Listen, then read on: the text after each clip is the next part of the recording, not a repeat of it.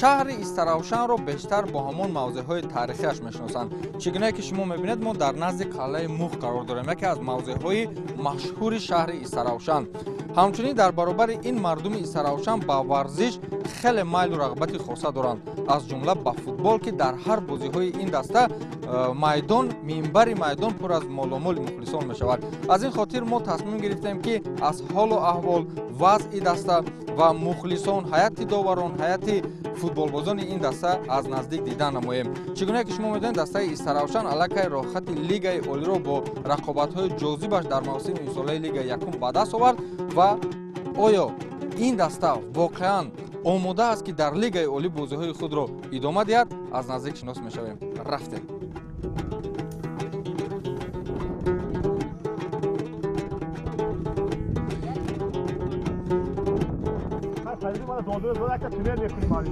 تمرین امروزه پیش از بازی آخرین دور در لیگ یکم مقابل پنجشیر بلخی برای فوتبالبازان دسته استراوشان به مناسبت جشن تولد یکی از فوتبالبازان آغاز گردید. این یک عنعنه خوبی فضای فوتبالی است.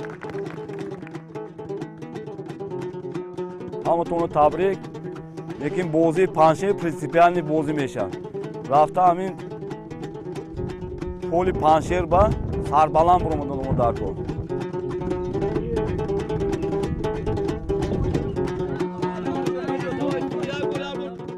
بازی با پنجشیر در آخرین دور برای هر دو دسته اگرچه هیچ اهمیتی نداشته باشد، ولی این یک رقابتی با اصطلاح پرینسیپیالی است، یعنی برخورد دو دسته پرقوت‌ترین لیگ که از اول تا آخر برای موقع اول مبارزه می‌بردند. این بازی غیر عنوان غیر رسمی کی زور است واقعا دیگر هیچ اهمیتی ندارد. پنجشیر علاقه با 53 امتیاز چمپیون است و استراوشان با 4 خال کم در موقع دوم با راحت لیگ عالی قرار دارد. برد و باخت برای چیزای دقیق شده هیچ ارزش ندارد، ولی کلاسیکو همه وقت کلاسیکو است.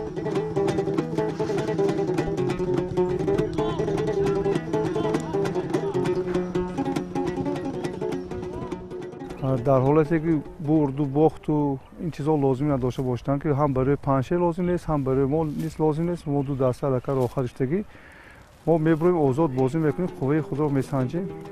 میدان از دلیر است.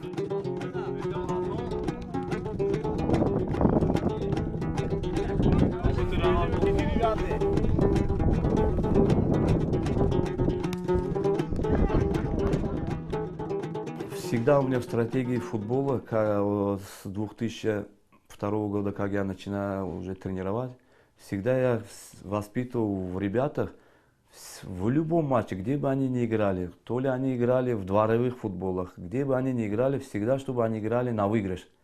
Всегда в первую очередь была победа. И следующий матч с Панцером я буду готовить ребят, и ребята будут готовы, мы поедем только за победой. И я знаю, что Паншер, хотя уже они вышли тоже в высшую лигу, я хочу поздравить от имени команды Истаравшан их тоже. Там наш тренер Боря Гамбердиев, наш учитель наш, и он тоже будет команду ставить на победу. И вот в этой схватке мы можем убедиться, что кто сильнее сейчас готов и кто будет хорошей подготовкой придет в высшей лиге, эта игра она даст оценку уже. Восстановление, сам 2 минут назад, восстановление, давай!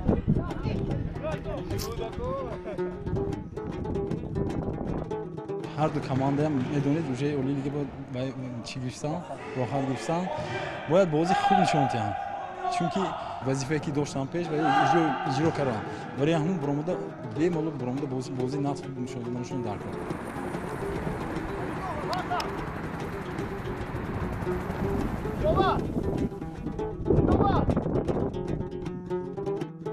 بازی با پنجشیر بلخی در آخرین دور مسابقه لیگ یکم واقعا مثل فینال برگزار خواهد شد، زیرا در صورت غلبه اول اینکه فاصله کلان 4 خال را در جدول چمپیونات از بین میبرد، دوم اینکه برخورد دو دسته بهترین مسابقه همه وقت در مرکز دقت قرار میگیرد.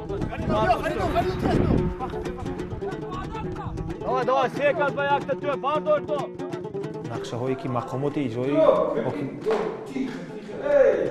ки ва ту пой авозаш маълум шуда гумшавес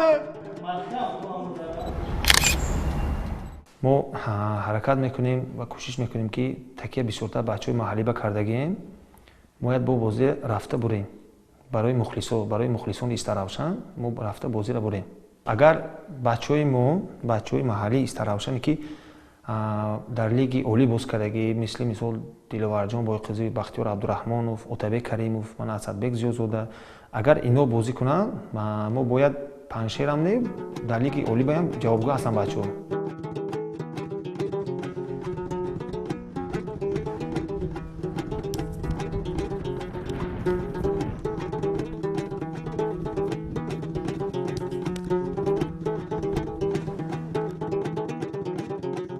ما حرکت میکنیم که بازی را برد کنیم برای اینکه بازی آخرین این موسم حرکت میکنیم که دسته پنجشیر دسته خوبه برای همین برد کنیم. اگر از اول فعالیت استراوشن در این مسابقه حرف زنیم پس باید خاطررسان شویم که در آغاز موسم امساله در قطار استراوشن باز 4 دسته دیگر نیز مدعیان ارزنده برای حداقل به دست آوردن رخصت لیگ اولی بودند. غیر پنجشیر میتوانیم در مورد دسته‌های هولبوک واسه، برچه ایسار و ماهر یوان نیز حرف زده باشیم. این دسته‌ها غیر برچه قریب که همشون در دوام موسم یک مراتبگی به صدر جدول برآمده بودند ولی با نشان دادن چند از بازی‌های ناموفق بازی خانه را ترک گفتند.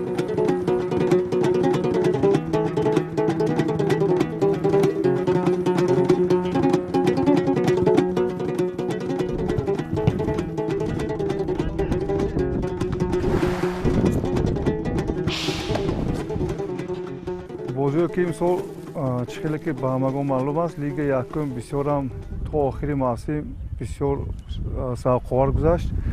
қариб 5 дастае ки дар лигаи якум ширкат меварзанд шонси ба лигаи олӣ рохат гирифтан доштанд. яъне ки панҷшер, истаравшан, моҳир, ҳулбук, бархчӣ дар охир 2 даста боқӣ монду рохати лигаи олиро сазовор гашт. панҷшер бо истаравшан дар лигаи олӣ рохат гирифтанд дар мавсими оянда.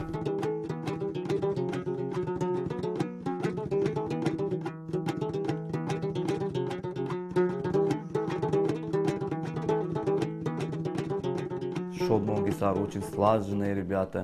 Там и база уже футбольная у них, молодцы. Если они будут так продолжать, в следующем году, дай бог, они тоже завоюют путевки.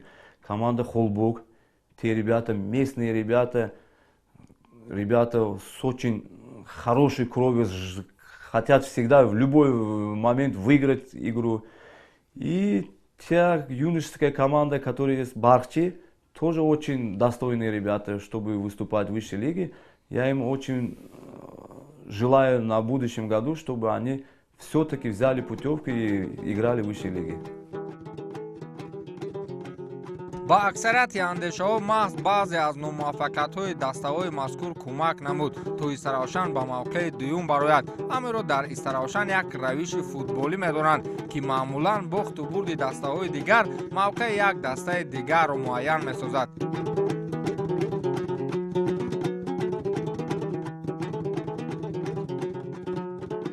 Мы находимся сейчас на втором месте, и то, что мы должны были находиться на первом месте, только вина нашей команды Истаравшан. А то, что там это заслуга Могира или заслуга Хулбука, то, что они потеряли, это здесь никаких заслуг нет. Заслуга только одна. Истаравшан недооценил команды послабее себя и не взял очки в нужное время и в нужный момент. Если мы бы сейчас вот эти будем очки подсчитывать, мы уже бы давно преждевременно были бы на первом месте. یکی از مشکلی‌های اساسی که دسته استراوشن در این موسم داشت این بازی‌های سفری بود که در اکثریتشان اگر شکست نخورده باشند ولی امتیاز لازمی را به دست نآوردند. این به مانند طلسم بود که استراوشن مقابل حتی دسته‌های میانه حال با چنین مشکلی‌ها روبرو می‌شد. با دسته شادمان ایسار، با دسته هولبوک در واسه، با ماهر در ناحیه یوان و چند بازی‌های دیگر که استراوشنی‌ها به قول آنقدر خاطرات خوب ندارند. даври аввали чемпионати лиги якум каму беш камбудиҳо доштем дар ҳайати даста. аз ҳамин ҳисоб мо холҳои зиёд ҷамъ карда натавонистем. дар қисмати дуюм вақте ки трансфер кушода шуд мо дусе бозингар ба ҳайати даста диққатша ҷалб кардем, шартнома кардем. қисмати дуюми лигаи якум мо назм баромад кардем. Мо ҳамагӣ ду мусовӣ доштем дигар бо ғалабаҳои пай дар пай. Мо имрӯз дар зинаи дуюм қарор дорем, пеш аз муҳлат дар лигаи олӣ рохат гирифтем.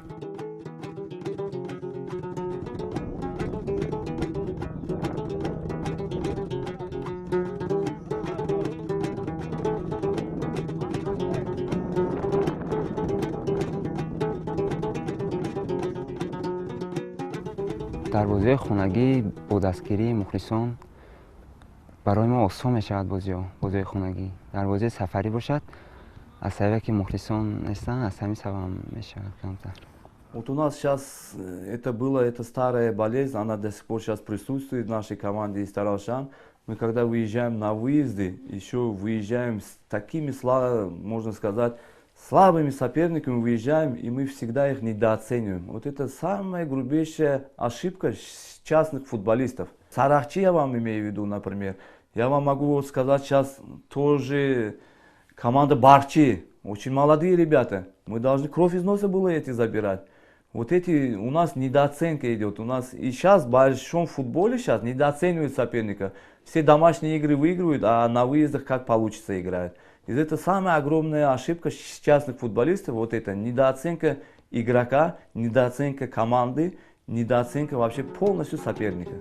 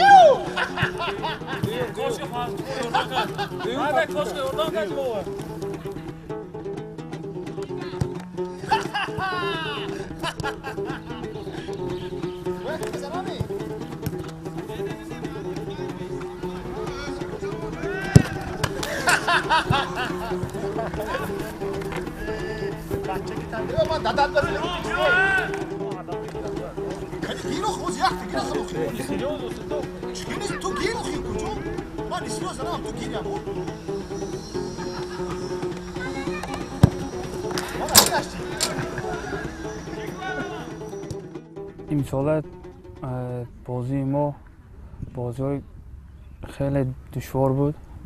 бозиҳои чи сафарӣ, чи бозиҳои хонагӣ. бозиҳои хонагӣ мешавад гуфта ки бозиҳои дар пеши мухлисо бозиҳо камтар чи барои мухлисо боз мекунем, барои ки камтар мотиватсия камтар осонтар буд. бозиҳои сафарӣ ба мо имсол камтар душвор буд. чунки бозӣ бо дастаи Шодмон ки мо дар онҷо бохтем, бояд ки мо бозӣ бурда метавонистем. дар бозӣ бо ки буд бо Хулбук ки бозӣ хеле бозӣ беҳтарин бозӣ буд, ҳам аз ҷониби ӯ аз ҷониби мо. вале мо дар хонаи Хулбук 1-0 бохтем. яке аз асоситарин сабабҳои номуваффақияти дастаи Саравшанро дар бозиҳои сафарӣ метавонем ба сафарбар нагардидани мухлисони бешумори даста унвон бидиҳем, зеро ба ҳамагон маълум аст ки дастаи Саравшан яке аз сермухлистарин дастаи на танҳо шимоли кишвар, балки кулли Тоҷикистон ба ҳисоб меравад. тасаввур кунед ки дар як бозии оддии лигаи якум минбари майдон беш аз 10,000 мухлис мешавад. футболбозон ва намояндагони бошгоҳи шимоли кишвар ба ин ақида розӣ ҳастанд ки дар бозиҳои сафарӣ бештари вақт бо ҳамин сабаб номуваффақ мешуданд. бемухлис футбол нест. агар футбол набошад мо барои ки футбол боз мекунем? мухлис ҳаст ки футболбоз ҳасту футбол ҳаст. барои ҳамон мо бисёр миннатдор ҳастем аз мухлисони футболи Таравшан ки дар куҷо набошанд, бо кадом ҳолат набошанд, моро дастгирӣ карданд. даже лиги олӣ бошимам, лиги як бошимам, чӣ хел ки набошад, ҳамон мухлисиҳо карданд. чӣ хел ки бо ҳамаи мухлисони футболи тоҷик маълум аст ки мухлисони Таравшану клуб ин беҳтарин ҳастанд. намедонам дар бозиҳои сафарӣ ки чӣ имсол мо хеле холҳои кам ба даст овардем дар сафар. вале дар хона мо гуфта мешавад ки қариб ҳама бозӣ мо бурдем, қариб ки мусовиам нест ба мо, ҳама бозӣ мо бурдем. дар сафар мо намедонам ки аз ҷиҳати мухлисо набуд ё мо камтар ё бачаҳо камтар ё чӣ мегӯянд тайёр омодагӣ ё чӣ буд ки дар сафар боз ки натонистем. албатта мухлис ин яке аз вай қувваи дили бозингаро мебошад. дар хона мисол мухлис бошад, агар бози дигар хел дар сафар дигар хел ками беш таъсир мерасонад. дар арафаи анҷомёбии мусобиқаи лигаи якум бозӣ бо дастаи Парвоз дар даври 21-уми чемпионат барои Саравшан муҳимтарин рақобат ба ҳисоб мерафт. дар ин давр барои Саравшан 3 имтиёз мисли обу ҳаво лозим буд то ба садри ҷадвал бароянд. онҷо Панчер ҳамагӣ 2 хол аз ин даста дар пеш буд ки дар сурати ғалабаи Саравшан даста метавонист мавқеи аввалро ишғол кунад. Саравшаниҳо низ ба ин бозӣ тайёрии хеле ҷиддӣ диданд, аммо кор ба таври дигар ранг гирифт. албатта футбол аст. футбол омад дорад, ноомад дорад. бо дасти Парвоз дар сафар бо бачаҳо хуб бозӣ кардан, маҳорати хуб нишон додан. ҳолатҳои голзанӣ бештар доштем. ҳолатҳои голзанӣ доштем, ҳамун чиз омад накарду, бозӣ 2-2 мусовиа анҷом ёфт. ҳамун каме шонси мо барои зинаи якума ишғол кардан аз даст додем. бо дастаи Парвоз камтар худи дастаи бачаҳо худ мо кам тайёрӣ хубам надидем. бояд ки мо тайёрӣ хуб медидем ва рафтем ки бозӣ бояд он чӣ гуне ки мо мехостем он хеле нашуд. бозӣ камтар дигаргуна шуд ва дерби таъсири худро расонд. Парвоз ҳам як бозӣ хеле хуб нишон дод бар муқобили мо дар хонаи худ.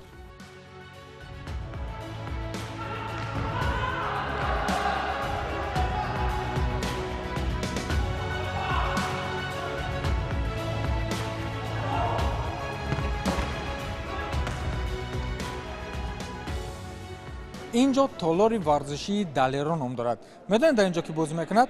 дар инҷо футболбозони дастон ё худ легендаҳои дастаи Саравшан бозӣ мекунад. аз қабили Шӯҳрат Шамсиев, Бахтиёр Халиқов, Зокир Бердиқулов. шумо аллакай ба шунидани номи Зокир Бердиқулов ёдатон ҳаст ки дар соли 1995 ан ҳамин футболбоз ба задани 42 гол дар чемпионати Тоҷикистон даст ёфтааст ки то ин дам тасаввур кунед, то соли 2023 на дар лигаи олӣ ва на дар лигаи якум ягон футболбоз рекорди Зокир Бердиқуловро такрор накардааст. барои ҳамин як бор дигар футболи легендаҳои дастаи Саравшанро тамошо мекунем.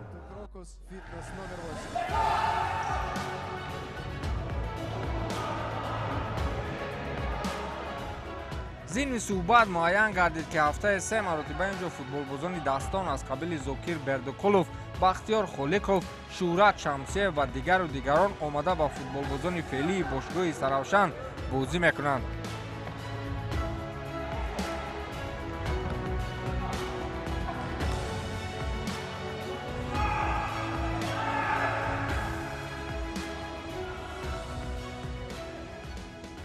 як 70% ки пеш мо бозӣ мекунем, мо ҳафта ба 2 бор топ шуда бозӣ мекунем. Қати ветеранҳо, қати ёшо мехел.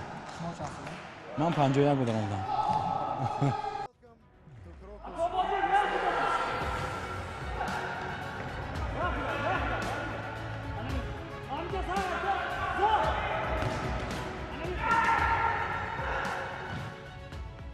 ما حاضر در اینجا با لگند و مشهور بازیگرای سرافشان لگنده باز داریم. شهرت شمسی و بردیقلوف و زاکر بردیقلوف باز داریم اینجا. بختیار خلیقوف باز داریم. بازیگرای لگنده هستن، بازیگرای کهنه هستن. ما خطی اینا بازی کرده تجربه میگیریم. بازی اینا خوب هست. ما برای اینکه تجربه‌مون بسیارتر شود خطی لگندهای سرافشان بازی میکنیم. яке аз мавзӯъҳои ҷолиби мавсими имсолаи лигаи якум ин бархурди на танҳо Саравшану Паншер, балки ҳамчунин миёни ду футболбози чемпионат Илҳом Баротов аз дастаи Саравшан ва Шоҳин Боев аз дастаи Моҳир низ як рақобати хеле аҷибе доштанд. барои мухлисон аҷиб аст ки оё кадоме аз ин футболбозон метавонанд ки дар даври охир унвони беҳтарин нишонзани чемпионатро ба даст биёранд. аз ин хотир 31 гол задан дар чемпионати касбӣ ин кори саҳлу сода нест. менигарем ба омори Илҳом Баротов. یکی از جذابیت‌های خیلی خوبی مسابقه لیگ یکم تا آخرین دور این رقابت دو فوتبالباز لیگ الهام براتوف از استراوشن و شاهین بایف از اسای ماهیر بود که تا دور آخر هر دوی آنها به زدن 31 گلی دست یافته بودند و در روی خط نشانزن‌های چمپیونات موقع‌های یکم و دوم را میان خود تقسیم نموده بودند. اینتریگ در آن است که آیا کدام از این فوتبالبازان در نهایت با این رقابت نقطه می‌گذارد؟ شاهین بایف او بچه جوان است. با فکر من نشانزن بهترین او شود بهتر است. میداد برای چی؟ برای لیگ یکم نشانزن بهترین شدن برای من راستی گپ اهمیت ندارد. من میخوام که در لیگ عالی با یک بار دیگه بازی کنم و یک بار دیگه نشانزن بهترین شوم. اگر نشانزن بهترین شدن خواستم موسم سال از سال سال من میخواستم هر یک بازی مثلا حرکت میکردم بسیارتر гол زنم. Я после последнего матча, если вы посмотрели, когда Ильхом Баротов забил 10 мячей, уже можно было сказать, что Ильхом уже все, безоговорочный лидер. Но после этого они играют, Могир матч играет с сильным соперником дома, с Холбуком. И этот парень забивает 5 мячей. Я 4 мяча забил. И я хочу сказать, что он достоин быть бомбардиром, этот парень. Он еще оставляет за собой, еще у него есть 2 мяча. Я ему желаю удачи. Ну и желаю удачи Ильхому Баротову, чтобы с командой Паншер, если он хочет зафиксировать себя как бомбардира, хочет показать, что он действительно бомбардир, он должен тоже с командой Паншер отличиться и показать свои качества. Но этот парень тоже достойный. Оба очень хорошие, оба достойны бомбардирами.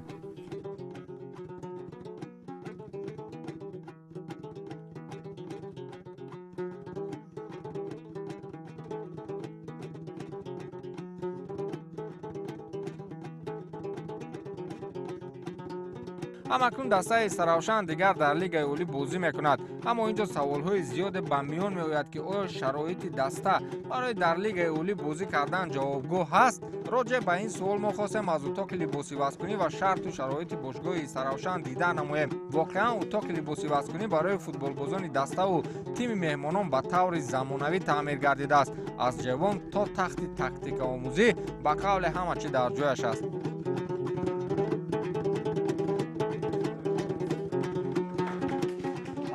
Sistemi futbol ayakta pozisyonu kontakor, sistemi futbol çan dayakıyor.